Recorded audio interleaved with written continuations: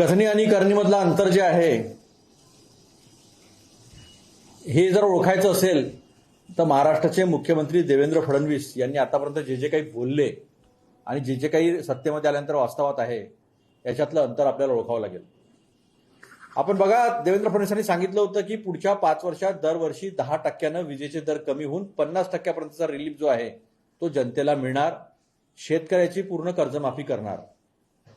आज प्रत्यक्षामध्ये अशी आहे परिस्थिती आहे की वीज दर हे महाराष्ट्रामध्ये जवळजवळ जे आहे ते 16 ते 25% जे आहे 20 ते 40% या वीज दराची वाढ होणार आहे.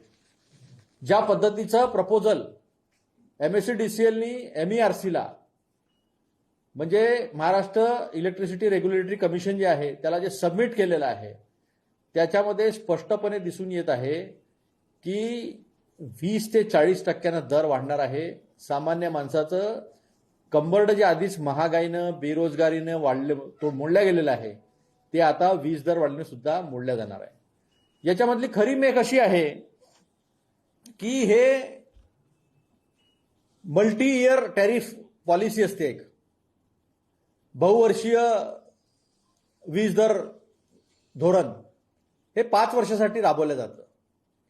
आता प्रत्यक्षामध्ये परिस्थिती काय झालेली आहे की 2024 डिसेंबरला पहिल्यांदा हे धोरण डिक्लेअर झालं, मग जनसुनावण्या झाल्या, मग डिसेंबर 2025ला पुन्हा दुसरं बहुवर्षीय वीज दर धोरण जे आहे ते जाहीर करण्यात आलं. का कुणाला माहित नाही. 25 ते 30 2025 ते 2030 या वर्षांसाठी हे लागू होणार आहे.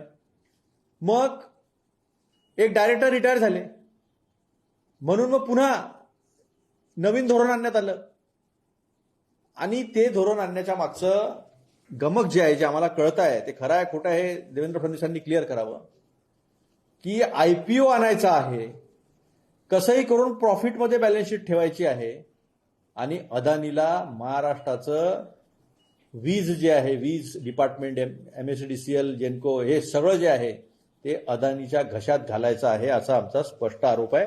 याच्यावर देवेंद्र फडणवीसांनी जे आहे ते क्लिअर करावं हे खरं आहे की खोटं आहे.